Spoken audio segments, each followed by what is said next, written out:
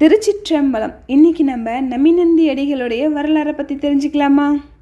ஏமப்பேரூர் அப்படின்ற ஒரு ஊரில் அந்தனர் குலத்தில் நமிநந்தி அடிகள் பிறந்தார். சிவபெருமான் மேலே வச்சிருந்த அந்த பக்தியின் காரணமாக காலையில் எழுந்திரிச்சதும் வீட்டில் சிவபூஜை செஞ்சுட்டு சாப்பிட்டு நேராக திருவாரூருக்கு போயிடுவார். அங்கே தியாகேச பெருமானை வணங்கிட்டு பக்கத்திலே அறநெறிங்கிற சிவன் கோயில் இருக்குது, அங்கே போயிட்டு காலையிலேருந்து சாயங்காலம் வரைக்கும் உழ்வார பணி செஞ்சுட்டு அப்புறம் திருப்பி ஏமப்பேரூர் வந்து சிவபூஜையை முடிச்சுட்டு சாப்பிட்டு தான் தூங்குவார். இதே வழக்கமாக வச்சிட்டு இருந்தாரா? ஒரு நாள் அதிகாலையில் எழுந்திரிச்சு இவங்க வீட்டில் செய்ய வேண்டிய சிவபூஜையெல்லாம் முடிச்சுட்டு அப்புறமா சாப்பிட்டு திருவாரூருக்கு போய் அங்கே தியாகேச பெருமானையை வணங்கிட்டு அவர் தினம் உழுவார பணி செய்வார்ல, அந்த கோவிலுக்கு வந்து காலையிலேருந்து சாயங்காலம் வரைக்கும் உழுவார பணி செஞ்சிட்டு இருந்தார். சாயங்காலம் ஆயிடுச்சு, வீட்டுக்கு போகலான்னு நினச்சி அவருக்கு ஒரு ஆசை வந்தது. நம்ம கோவிலில் நெய் தீபம் போடலாம் அப்படின்னு நினைக்கிறாரு. ஆனால் இதுக்கு மேலே நம்ம வீட்டுக்கு போய் நெய் வீட்டிலேருந்து எடுத்துகிட்டு வந்து தீபம் போடுறதுக்குள்ளார இருட்டி போயிடுமே. அதனால் சரி பக்கத்து வீட்டில் போய் கொஞ்சம் நெய் வாங்கிட்டு வந்து நம்ம சிவபெருமானுக்கு தீபம் போடலாம் அப்படின்னு சொல்லிட்டு பக்கத்தில் இருக்க வீட்டுக்கு போய் நெய் கேட்குறாங்க. அவர் போய் கேட்ட வீடு சமணர்கள் வீடு. உடனே இந்த சமணர்கள்லாம் வந்து நமிநந்தி அடிகளை கேலி பண்ணுறாங்க. என்னது, உங்கள் சிவபெருமானுக்கு விளக்கு வைக்கிறதுக்காக உங்களுக்கு நெய் வேணுமா? அவருக்கு எதுக்கு விளக்கு வைக்கிறீங்க? அவரு தான் கையிலே நெருப்பு வச்சிருக்கிறவராச்சே, அவருக்கு நீங்கள் இன்னும் தனியாக வேற விளக்கு வச்சு நெருப்பு உண்டு பண்ணணுமா?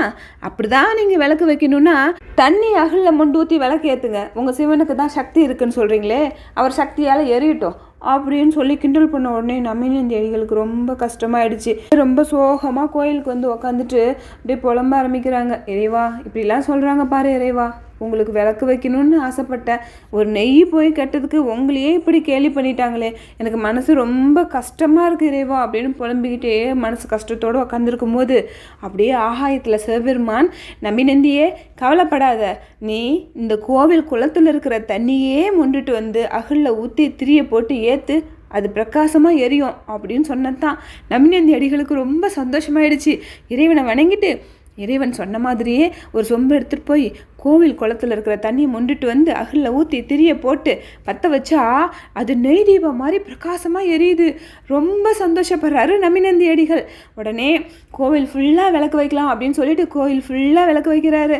அப்புறம் திருப்பியும் தண்ணி மொண்டுட்டு வந்து எந்தெந்த விளக்குலலாம் அந்த தண்ணி குறைஞ்சிருக்குதோ எல்லாம் நெப்பி வச்சுட்டு அதுக்கப்புறம் அவங்க வீட்டுக்கு போகிறாரு.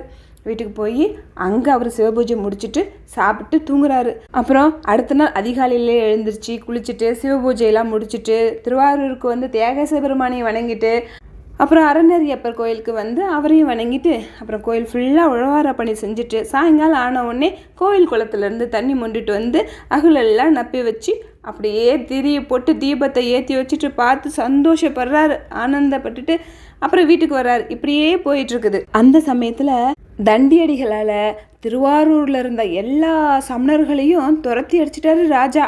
அப்போ திருவாரூர் ஃபுல்லாகவே சைவ சமயம் தழைத்தோங்கி இருக்கு. அப்போ ராஜாவும் சைவ மதத்தை சேர்ந்தவராக இருக்கார். அவருக்கு நமிநந்தி அடிகளுடைய பக்தியும் தண்ணியில் விளக்கேற்றுற அந்த சிறப்பும் அவர் செய்கிற உழவார பணியும் எல்லாமே தெரிஞ்சிடுச்சு. உடனே அந்த ராஜா வந்து இனி அவர் உழவார பணி செய்கிற அந்த கோவிலை அவரே பார்த்துக்கிட்டோம், அங்கே இருக்கிற சிவபெருமானுக்கு பூஜைக்கு தேவையானதை எல்லாம் ஒரு ஏற்பாடு பண்ணிட்டோம், இனி அந்த கோயில் அவர் பொறுப்பு அப்படின்னு விட்டுட்டாரு. இப்போ நமிநந்தி அடிகளுக்கு ரொம்ப சந்தோஷம். அப்பத்துலேருந்து அந்த கோவிலுக்கு தேவையான எல்லா விசேஷமும் எல்லாமே பூஜைக்கு தேவையானது எல்லாமே நமிநந்தி அடிகளோட பொறுப்பில் நடக்குது. அப்படி போயிட்டுருக்க அந்த சமயத்தில் தியாகேச பெருமானுக்கு திருவிளையாடல் திருவிழாவும் பங்குனி உத்திர திருவிழாவும் நடத்தணும்னு ராஜா பேசிகிட்டு இருக்காங்க. அப்போ நமிநந்தி அடிகள் இந்த திருவிழாவை நாம் முன்னிருந்து நடத்தினா நல்லா இருக்குமே அப்படின்னு மனசில் நினைக்கும்பொழுது சோழ மன்னனும் அந்த பொறுப்பை நம்ம சிவபெருமானுடைய அருளால் நமிநந்தி அடிகளுக்கே கொடுத்துட்டாங்க. நமிநந்தி அடிகள் ரொம்ப சந்தோஷப்படுறாரு. அந்த விழாக்களையும் ரொம்ப சிறப்பாக நடத்திட்டு இருந்தாரு. அந்த திருவிழாவில் ஒரு நாள் தியாகேச பெருமான் திருமணலைக்கு எழுந்தருளினார். அப்போ அந்த சுற்று வட்டாரத்தில் இருக்கிற எல்லா மக்களும் வந்து திருமணலையில் இருக்கிற தியாகேச பெருமானை வணங்கினாங்க. அவங்களோடலாம் நின்று பேசிகிட்டு இருந்தார் நம்ம நமிநந்தி அடிகள். அப்புறம் தியாகேச பெருமான் திருவாரூருக்கு கிளம்புனதும் நமிநந்தி அடிகள் புறப்பட்டு அவங்க வீட்டுக்கு வராரு. முன்வாசல் வழியா வீட்டுக்குள்ள போகாம வீட்டுக்கு பின்னாடி போய் அப்படியே உட்கார்றாரு. இதை பார்த்து அவங்க மனைவி, ஏங்க நேரம் வீட்டுக்கு வர வேண்டியதானே, ஏற்கனவே நேரம் ஆயிடுச்சு, இன்னும் நீங்கள் சிவபூஜை வேற செஞ்சுட்டு நீங்கள் சாப்பிடணும், வாங்க வீட்டுக்குள்ள அப்படின்னு அவங்க கூப்பிடுறாங்க. ஆனால் அவரு இன்னைக்கு தியாகேச பெருமான் திருமணலைக்கு எழுந்தருளினாரா. அப்போ அந்த சுற்று வட்டாரத்தில் இருக்கிற எல்லா மக்களும் ஜாதி வேறுபாடு இன்றி வந்து தியாகேச பெருமானை வணங்கினாங்க. அப்போ எல்லாத்துக்கூடயும் நின்று பேசிகிட்டு இருந்தேன்னா அதனால் கொஞ்சம் தீட்டுப்பட்டு போச்சு, கொஞ்சம் தண்ணி எடுத்துகிட்டு வா, நான் குளிச்சுட்டு தான் நான் உள்ளே வரணும் அப்படின்னு சொன்னதும் சரின்னு அவங்க மனைவியன் தண்ணி எடுத்துகிட்டு வரத்துக்கு போனாங்க. நமிநந்தி அடிகளுக்கு இருந்த அந்த சோர்வுல அப்படியே படுத்து அங்கேயே தூங்கிறாரு.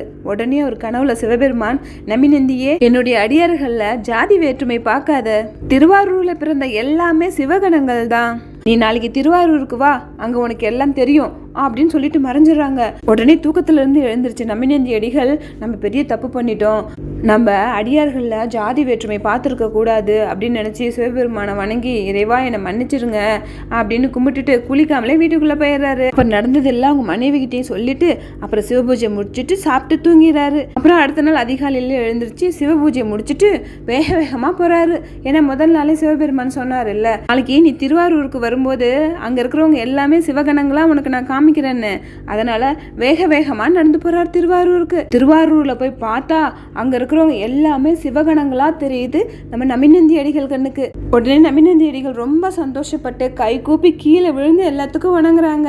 அப்புறம் கொஞ்ச நேரத்துல எல்லாருமே சாதாரண மனிதர்கள் மாதிரி ஆயிட்டாங்க. நமிநந்தி அடிகள் சிவபெருமான்கிட்ட, இறைவா நான் செஞ்சது பெரிய தப்பு தான், அடியார்கள ஜாதி வேற்றுமை பார்த்துருக்க கூடாது, என்னை மன்னிச்சிருங்கன்னு மன்னிப்பு கேட்டுட்டு அவரு சிவபெருமானுக்கு செய்யற திருத்தொண்டை செஞ்சுட்டு இருந்தாரு. அவருக்கு ஏமப்பேரூர்ல இருந்து திருவாரூருக்கு வந்துட்டு போறது ரொம்ப சிரமமா இருந்தது, நடந்து போயிட்டு வரணும்ல, அதனால அவரு திருவாரூருக்கே மனைவியை கூட்டிட்டு குடி வந்துட்டாரு.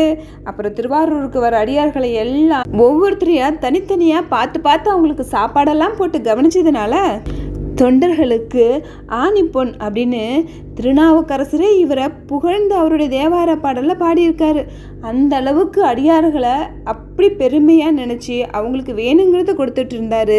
கோவிலில் உழவார பணி செய்யறது, இறைவனுக்கு பூஜை பண்ணுறது, மாலை நேரம் வந்த உடனே குளத்துலேருந்து தண்ணி மொண்டுட்டு வந்து அகல் ஃபுல்லாக நப்பி திரிய போட்டு விளக்கேற்றுறது, இது மாதிரி நிறைய சிவதொண்டு செஞ்சிட்டு இருந்ததுனால அவரோட வாழ்வின் கடைசியாக வைகாசி மாதம் பூச நட்சத்திரத்தன்னைக்கு சிவபெருமானுடைய திருவிடை நிழல அடைஞ்சிட்டாரு. வைகாசி மாதம் பூச நட்சத்திரத்தன்னைக்கு தான் நம்ம நமிநந்தி அடிகள் நாயனாருடைய குரு பூஜை.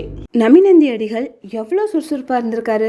அதிகாலையில் எழுந்திரிச்சு அவங்க வீட்டில் பூஜை பண்ணிட்டு அப்புறம் திருவாரூருக்கு நடந்தே போய் தியாகேச பெருமானை வணங்கிட்டு அங்கே பக்கத்தில் இருக்கிற சிவன் கோயிலில் உழவார பணியை செஞ்சுட்டு அந்த கோவில் குளத்தில் இருக்கிற தண்ணி மொண்டுட்டு வந்து அகலில் ஊற்றி திரிய போட்டு தீபத்தை ஏற்றி கோவில் ஃபுல்லாக விளக்கேற்றினாரு. அது மட்டும் இல்லாமல் திருப்பியும் கோவிலேருந்து வீட்டுக்கு போகும்போது விளக்கு அத்தை ஜாமம் வரைக்கும் எரியணும் அப்படின்னு சொல்லிட்டு குறையா இருக்கிற விளக்கெல்லாம் கூட தண்ணி ஊற்றி நப்பி வச்சுட்டு நடந்தே அவங்க வீட்டுக்கு போய் வீட்லேயே சிவ பூஜை செஞ்சுட்டு சாப்பிட்டு தூங்குறாரு. இது போதாதுன்னு ராஜாவுக்கு நமிநந்தி அடிகளை பற்றி தெரிஞ்ச உடனே சிவ பூஜைக்கு சம்மந்தப்பட்ட எல்லா பொருளையும் உங்ககிட்ட கொடுத்துட்றேன், வேலைக்கு பூஜை சிறப்பாக நடக்கணும், இனி கோவில் ஓம் பொறுப்புன்னு அந்த கோவிலே அவர் பொறுப்பில் விட்டுட்டாரு. அப்படி இவ்வளோ வேலை செஞ்சோம் தியாகேச பெருமானுக்கு நடக்கிற திருவிழாவையும் இவரே முன்னிருந்து நடத்தணும்னு நினச்சாரு. இவர் நினச்சதுனால அந்த வாய்ப்பும் இவருக்கே கிடைச்சிது.